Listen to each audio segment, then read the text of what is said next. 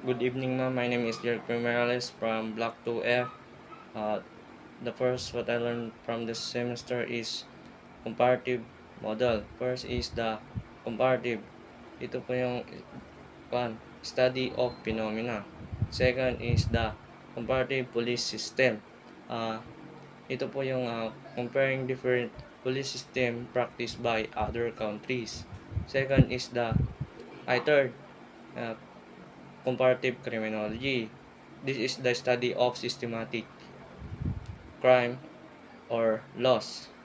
Uh, Next is the juries and policing.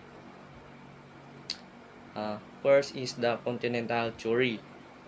Ito sila po yung mga higher servants of authorities. Second is the home rule jury. Sila yung mga servants of community of or the people. Uh, Proceed po, dun po tayo sa jury of policing system. Meron po tayong 7 na jury. First is the alert to crime jury. Second is the economic or immigration jury. Third is the opportunity jury. Fourth is the demographic jury. Fifth is the deprivation jury. Sixth is the modernization jury. Last is the anomy and synomy jury.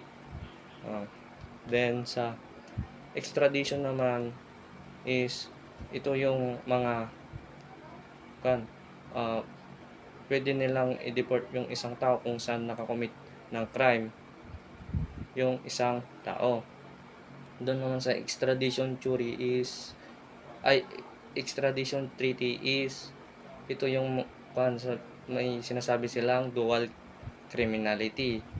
Kapag sinabing dual criminality, ito po yung may kasunduan yung dalawang country. For example is yung nakakomit ng crime yung isang tao sa ibang bansa, tapos pumunta siya sa ibang bansa, pwede nilang i-deport sa ibang bansa kung saan siya nakakomit ng crime. Then doon tayo sa Interpol. Ito po yung kapag sinabing Interpol, ito po yung mga police force or organization. Yung about sa Interpol is yung mga General Secretariat, General Assembly, and National Bureau